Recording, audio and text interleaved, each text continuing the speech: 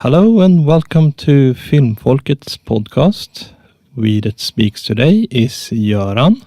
Johannes. Daniel. Today's movie is Gladiator from 2000, the movie in brief. Emperor Marcus Aurelius knows that his end is near. Believing that the empire's corruption will doom it, he decides to adopt and appoint the good and noble general Maximus Decimus Meridius to succeed him as protector of Rome until the Senate can restore the Republic, rather than leave power in the hands of his own vain and megalomaniacal son, Commodus, a man who would solidify Rome's decay and autocracy. Taking these news poorly, Commodus chokes the emperor in his chambers and quickly seizes the throne. Arbitrarily sentencing Maximus to death, he sends assassins to Maximus's estate in Hispania to secure his own power. Ever resourceful, Maximus escapes his execution, but is too late to save his family. Despairing, he is picked up by slavers, who bring him to Mauritania, where he is sold to the gladiator trainer Proximo. In this, he finds his chance to fight his way to Rome in the sands of the arena, and win his freedom to confront the wicked usurper. That's a good summary. This is a movie that I remember that I watched when I was in Stockholm. And I remembered the fight scene in the beginning, with all the artillery and soldiers, and it was a very cool scene. It's very memorable for this movie. And another thing that I think is one of the good things with its movie is the costume design. It's really good. And I think it was one of the things that they won an Oscar for, if I'm not wrong. It's peculiar because there are a few anachronisms there. For example, the Germanic tribal warriors, they're dressed in very simple clothing, furs and stuff like that. By that time, they would have had chainmail and all kinds of things.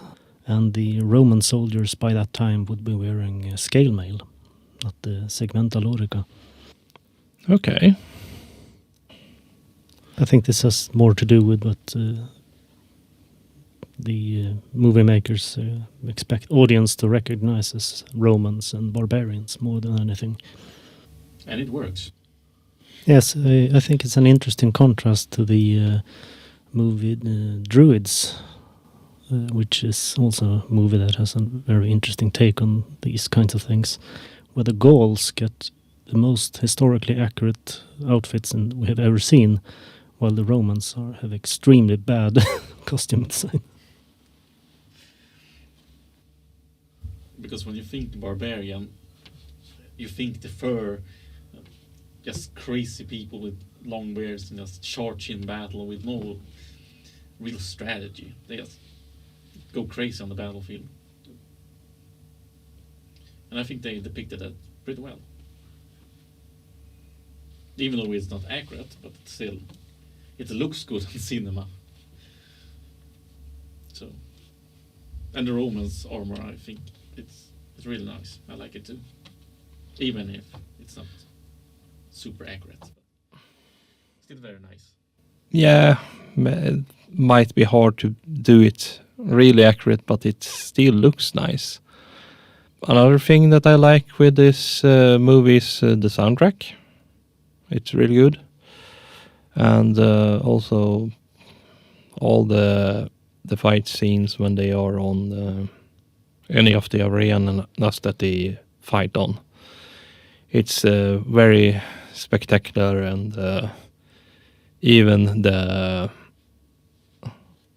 last two scenes in the Colosseum is it's very breathtaking, and just seeing the whole thing, even if I don't know if it is probably not the real thing, but it's probably a model that they're using.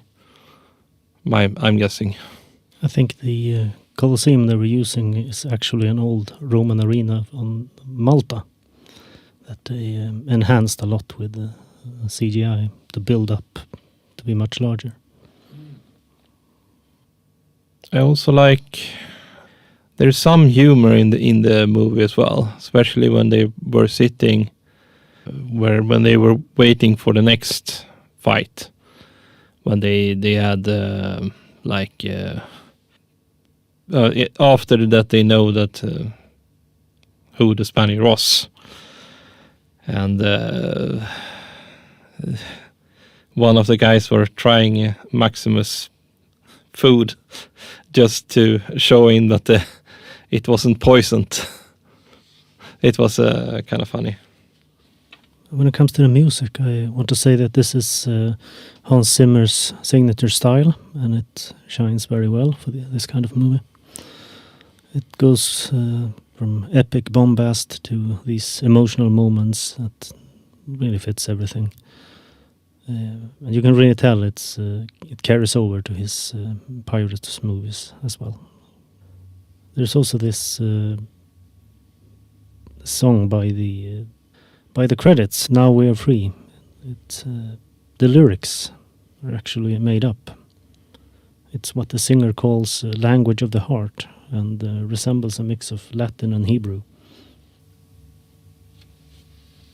And about the soundtrack, one of the tracks, like you said, sounds very much like the hook to the Pirates of the Caribbean.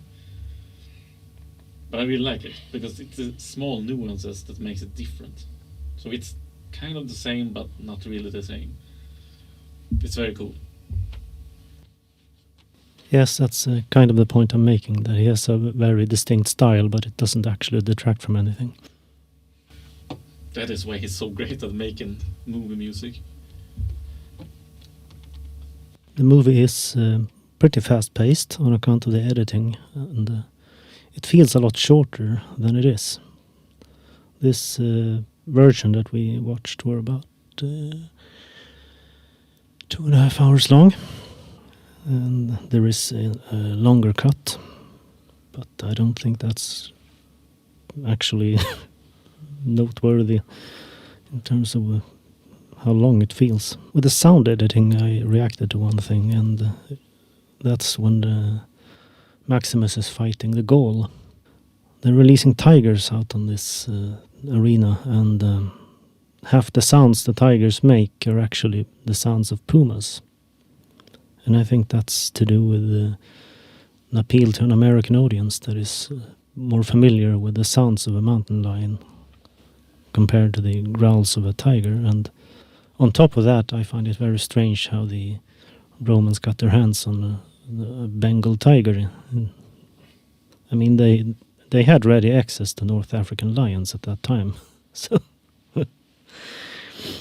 even if Commodus is one of the characters in this movie that is kind of annoying, but I can see the envy that he has to everything, and it's the greed in his eye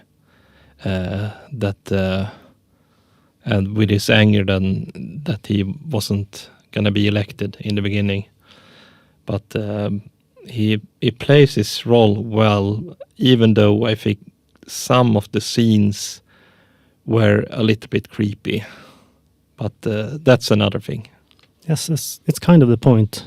Joaquin Phoenix plays this depraved, incestuous emperor, and he makes a worse Commodus than his historical equivalent. It's more like an emphasis of the difference between Maximus and him, where a noble but very unfortunate man has to fight this extremely bad choice for an emperor, let's say. I think it's squeezed in a few details from Caligula as well, to really make the point of how bad a guy he is.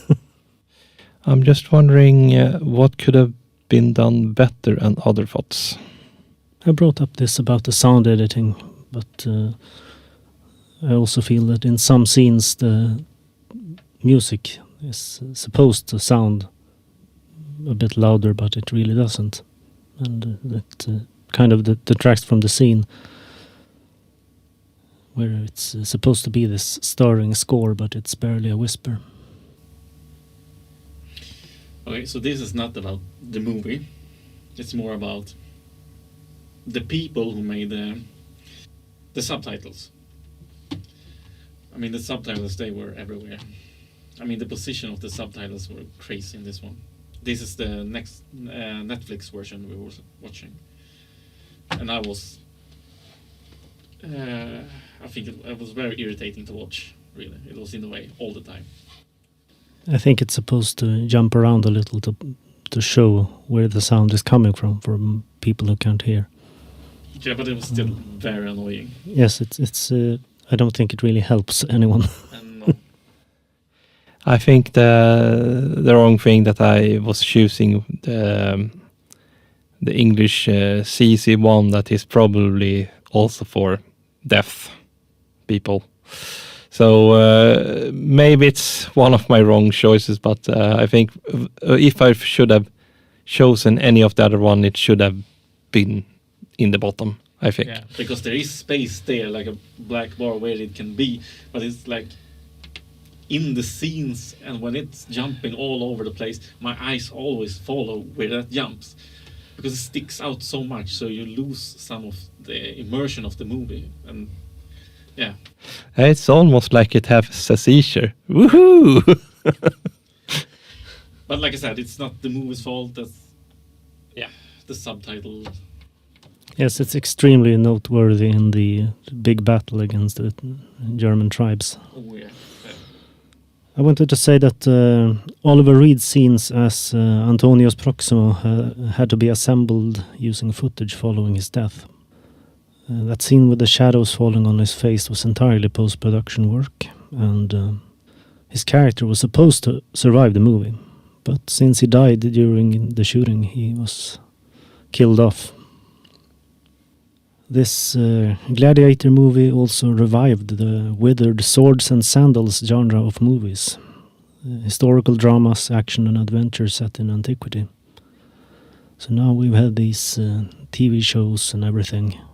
For example, HBO's Rome, which actually launched the whole thing with these long runner series like Game of Thrones and everything.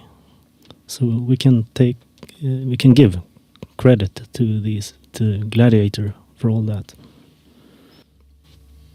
That's a very cool fact.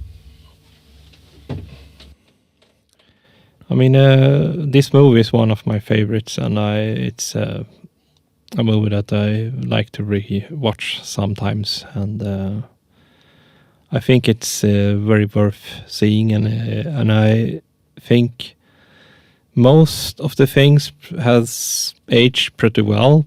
Probably some people might not see some of the CGI effects probably hasn't aged as well when they were on the first battlefield when you were seeing the arrows. I think some of that is CGI, but it still is a very cool scene, even though it is like it is.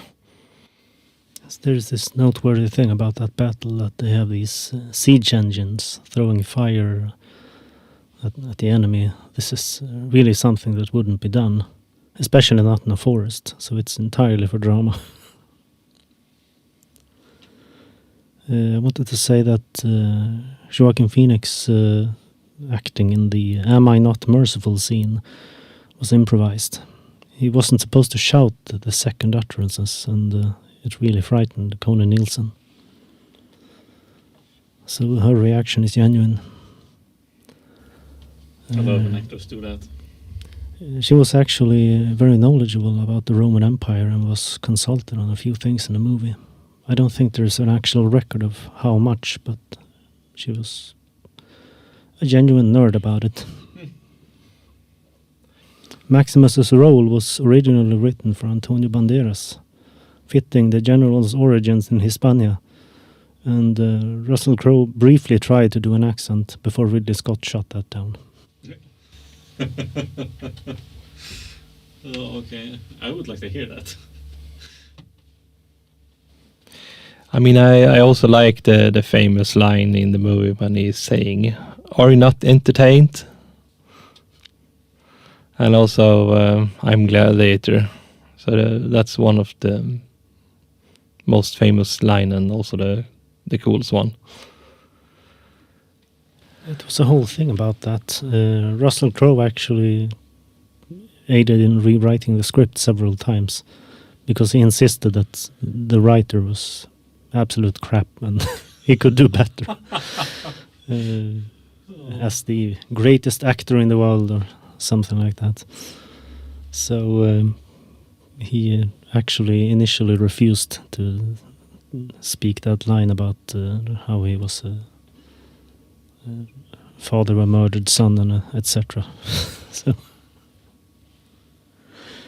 but eventually, it's a movie that was plagued by a lot of arguments like these between the actors and staff and everything. But in the end, it actually made the movie better.